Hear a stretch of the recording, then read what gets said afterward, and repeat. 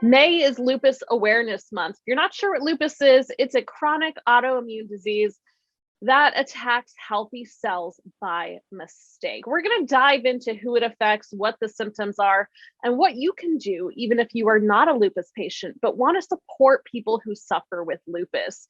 So today we're speaking with two different people. We'll speak with Andrea O'Neill. She is the executive director of the Lupus Research Alliance, as well as Adrienne Nicole. She's a lupus patient who was diagnosed about 13 years ago, and she talks to us about how she's navigated this difficult journey, but has also remarkably been able to maintain a very positive attitude. And she has some encouraging words for other lupus patients as well. So let's dive right into this. Let's start with Adrienne Nicole, the lupus patient, and hear what she has to say.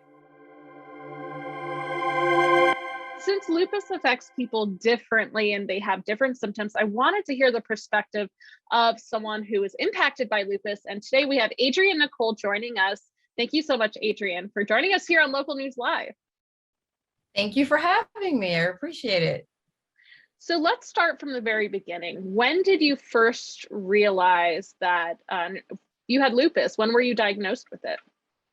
So I was diagnosed with lupus in 2009. I had a bevy of symptoms that just kind of appeared to crop up out of nowhere. So I didn't know I had lupus. I did not know exactly what lupus was, but I had been struggling with incredible joint pain. I was having problems with my eyes, which is one of the symptoms that people don't talk about too much. But I had scleritis of the eye, which made it really painful to keep my eyes open. I was struggling to walk, like I said. I was like crawling up and down my own stairs at one point. I had fevers, incredible night sweats. I was sweating through my mattress, and I kept going to the doctor, and I kept getting diagnosed with something else, right? So when I had the joint pain, it's like, oh, you're really active. You must have a problem from working out. Go to physical therapy. And, then it's like, oh, your eyes are inflamed. Take some anti-inflammatories. But I did end up one day in the ER while I was at work, and I had troubles breathing. And so I went to the ER, and I had actually taken a list. I wrote down a list of all the symptoms I had been experiencing over the last several months and gave it to the ER doctor.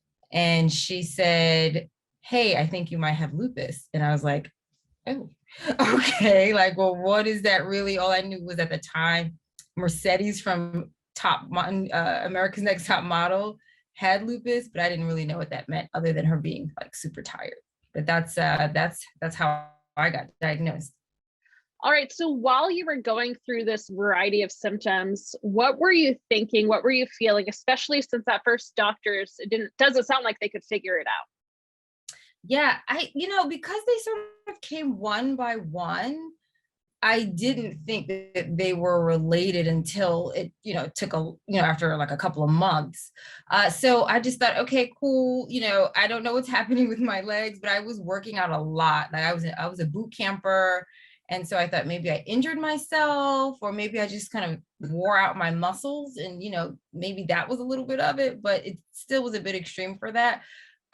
My mind was just sort of in a whirlwind. I didn't know what was going on. I knew I was super stressed at work, and I just thought, hey, maybe it's affecting my body, which it was.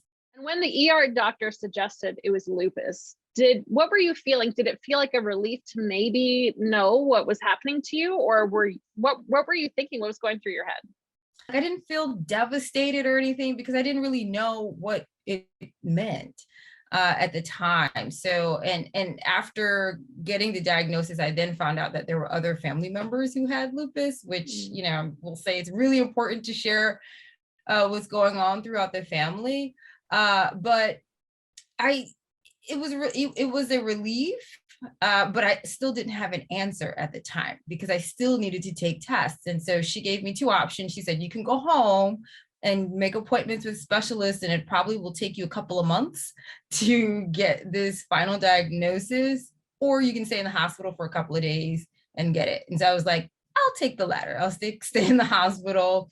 I mean, I wasn't comfortable. I was in a lot of pain, but I was happy to at least get a treatment plan at the end of it. What was kind of the next step once you finally got your diagnosis? So right after diagnosis, I was put on medication. So the first set of, of treatment was steroids, right? They're anti-inflammatories that they provide, that they give to everyone for inflammation. And immediately I was like, oh, this is wonderful. It feels so good. But it's horrible to be on steroids long term, and they have really bad side effects. So as time went on and I connected with a specialist, which is a rheumatologist for lupus, I then was sent to other specialists to find out if there was anything else going on and if lupus was affecting any other systems. And so I ended up at a nephrologist, doctor for kidneys, and found out that lupus had affected my kidneys. And so then I had to go on medication for that after getting a biopsy and confirming the stage of kidney disease that I have. So after that, I, have gone, I mean, it's been a long time now. I feel like I'm an OG with lupus. And so I've gone through a couple of rounds of essentially being on the same medications. I am no longer on steroids. I fought really hard for that. But I also take care of my body really, really well at this point. As I mentioned there, I had troubles walking. And so I always wanted to keep moving because I figured there could be a point where I wouldn't be able to move. So I just kept exercising in whatever capacity I was able to at the moment. I do find, whenever I sort of relapse and have a flare, I'll kind of have to build my body back up. But I've built my body back up probably 3 separate times. And now I'm doing really, really well. I exercise all the time. And I know that isn't everyone's story, but that's a big thing for me. And so is my diet. So you had mentioned you feel like you're kind of an OG of lupus. So how long has it been since your diagnosis? So I think I'm in year 13. Yeah. Okay. Yeah. Year 13. And it sounds like you found a way to manage it that works for you. But you had also mentioned that when you have a relapse, you have to start over again. So can you explain what that's like? What is a relapse with lupus? Are you not constantly dealing with the lupus symptoms and just every once in a while you kind of have to deal with them again, or kind of explain what that's like for you? So everyone's, lupus situation is different. And so some people are in long-term flares, and that's sort of that's the moment where lupus is active and actively aggravating the body, right? And so the goal of therapies and treatments and medication is to keep the body at ease and to and essentially attempt to put lupus to bed or keep your immune system at an even level so that there isn't all of this activity happening. So I'm super compliant, and I'm, usually, and I will stay on my meds when needed. And so at those moments, once I have a flare can cause me to have, could cause kidney damage. It'll cause inflammation in the kidney. It can cause inflammation in my joints. And then once medication is introduced, it can decrease that inflammation and therefore pain and the discomfort will subside as much as possible. And so once that's under control, then that's where sort of for me, that body rebuild happens. And so for me, I've noticed I have been flaring, maybe on an average of every 3 to 4 years. Some people, are in a high level of flare for years, right? And so I am still on medication to decrease the opportunity and potential for another flare. But right now I'm technically in remission. My numbers are very low. And so therefore I feel good. How long do your flares last when you do have to go through them? So a flare can last for me, or it could be a month, it could be a year, right? And so it really depends. And when I say a month, I would say a month of feeling that flare. So there's a difference in this incredible discomfort and, and dealing with symptoms and the sweats and all of that, and the pain, as opposed to just my numbers can be, aren't normal, and they may not be normal for a year or could be 2 years. But that pain, that horrible, horrible feeling for me, I don't think I've had it for more than several months at a time. And since your diagnosis and as you've kind of navigated how to manage your symptoms, have you joined any nonprofits or any advocacy groups when it comes to lupus and fellow patients, lupus patients? Yeah, so I volunteer and work a lot with Lupus Research Alliance. They have been incredibly helpful to me throughout my lupus journey. They have been able to find a great community of fellow lupies, and I've made some really long-term friendships there. And anytime I need something, I can always call on them for support. I've also created something like a small community called the Loopy Fam, that's essentially just on social media. And so we'll ask each other questions, we'll have conversations and the like. So I attempt to be as active as I can be in the community. I've certainly participated in lupus walks. I spoke at one at the main lupus walk in New York in 2019. And I also go and advocate with legislators to help push dollars for research. So do you feel like we've come far enough in the 13 years that it's widely talked about, or do you think there's more work that needs to be done? There's certainly more work that needs to be done, but at the very least, I feel like people know what that word is. They may not know what it means. I still get a lot of questions and I'm happy to answer them. I think the average person may still be like, oh yeah, I know someone who has lupus, but I'm not really sure what that means. But with other celebrities that have come out and been very vocal about their diagnosis, has really helped spread the word. I mean, even at my gym, I was shocked. I just saw this sign yesterday that said, "This is Lupus Awareness Month." And I was like, what? Oh goodness, I was excited to see that, that they recognized and acknowledged it. For anyone out there who maybe has lupus or even any other condition, it's just, I want to encourage them just to stay lifted and to stay positive, and that while things are different, and I am very clear, my life is not the same as it was before my diagnosis, but I feel like my life after the diagnosis has created such an excitement and vigor for life and an appreciation for health and well-being, my family. It's something that I wouldn't want to change for the world. So it's kind of weird to say like, oh, I'm thankful for this, but it does give me a different perspective on life. And I just want everyone to value that. That's a really great perspective. I'm sure people watching this who have lupus or maybe think they may have lupus, I'm sure they feel very encouraged by your positive words. So I thank you so much, Adrienne Nicole, for joining us here on Local News Live and sharing your story. I really appreciate you.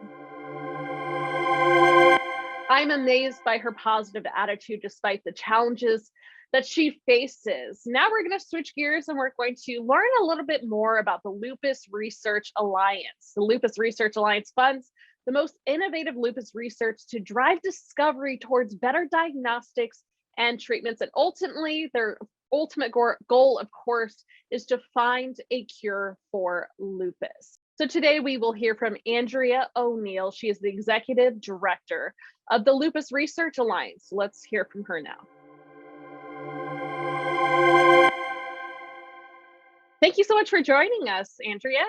Well, thank you, Victoria, for having me. And I'm really happy to be able to highlight May and Lupus Awareness Month for the community. And let's go ahead and get started with the most basic question. What is lupus? So lupus is an autoimmune disease where the body or the immune system, which is normally to protect us from infections and other outside invaders, actually attacks self. So it attacks the body and it attacks it randomly. It can be any organ or any system in the body. Very common: kidneys, lung, heart, blood, brain, skin, and joints. And what are some of the early warning signs of lupus? So lupus, one of the telltale signs, but it doesn't always present, is a rash we call butterfly rash across the face right here, nose. And if it doesn't, though, other common symptoms, which actually come and go, which make it difficult to diagnose. But common symptoms like joint pain, a low-grade fever, kind of flu-like symptoms. You might have loss of hair. So it's again difficult to diagnose in that symptoms come and go. Who gets lupus? Who's at the highest risk for getting lupus? So women are mostly affected by lupus. In fact, it's 90% women, and women are diagnosed in the ages 15 to 44 range, childbearing years, and women of color are at greater risk. A lot of women are diagnosed with lupus during their childbearing years. So does that mean they're born with lupus? Is it a hereditary disease? So lupus has probably several components, perhaps environmental, genetic, hormonal, since 90% women, but many factors that play into lupus presenting itself. And that is part of our research and understanding the underlying causes of the disease. Now, you are the executive director of the Lupus Research Alliance. What is the Lupus Research Alliance? Can you kind of tell me a little bit about that organization? Sure. The Lupus Research Alliance is the largest private funder of lupus research in the world. In fact, we have invested over $220 million in funding 525 grant awards. And with that, in the last several years, there's been 3 new treatments approved specifically for lupus. And our research discoveries laid the foundation for every one of those treatments. And it's really quite promising on the horizon for people with lupus. And if people are interested in finding more information about lupus, the Lupus Research Alliance, or lupus in general, where would you point them? Where can they go? I think our website is a wonderful resource, and that's lupusresearch.org, O-R-G. And right now, for Lupus Awareness Month, we've launched a movement called Anyone Can Make a Difference. And that is meaning that we need every individual to come join us and participate, whether that's making a donation, being part of research and the process of research, advocating on the Hill for further funding for research from the government, many ways, because anyone can, and that's how we will get to more treatments and ultimately a cure. And if you don't mind, can you say the website one more time for people to go find it, to be able to find it online? Sure, lupusresearch.org. All right. And so what is your hope for the future? It sounds like your organization has done a lot already, but what would you like to see in the future? I would like to see more treatments. And one of the things that is very difficult about lupus is it's so complex and it presents itself very differently in all different people. So no 2 cases are alike. And that means our research needs to find more treatments that are targeted, and you've probably heard this in other diseases, more personalized medicine in order to really make a difference for the larger community. And future, I hope that we are part of the cure that will make this a disease of the past. I just wanted to add, Victoria, when I Sure. was talking about supporting the Lupus Research Alliance and perhaps making a contribution, one thing that sets us apart from other organizations is 100% of every public donation goes directly to lupus research programs. And that's because our board of directors commits their contributions to funding our operating costs 100%. So you know you're giving confidently to advance lupus research when you support the Lupus Research Alliance. That is very remarkable. And I'm sure a lot of people feel confident and comfortable when they know that about a nonprofit, for sure. Again, we are being joined by Andrea O'Neill. She is the Executive Director of the Lupus Research Alliance, doing important work for current lupus patients and even future lupus patients in the future. Thank you so much for joining us. Is there anything else you'd like to add that I haven't asked you? I just wanted to say thank you, Victoria. And also, May, bringing awareness to this disease means a lot. So for those of you on social media, it's a wonderful way to amplify our message. It was wonderful hearing from those two women educate and empower the lupus community, not only just here in the United States, but across the world. Again, there is no cure for lupus just yet, but the Lupus Research Alliance is continuing to work towards finding a cure. And in the meantime, they are helping fund research for treatments for lupus patients, as well as offering support. So if you want to learn more information and find ways how you can help stand with lupus patients, or if you're a lupus patient yourself, you can always go to www.lupusresearch.org. Again, that's www.lupusresearch.org. I'm Victoria Shirley with Local News Live. Thank you so much for watching.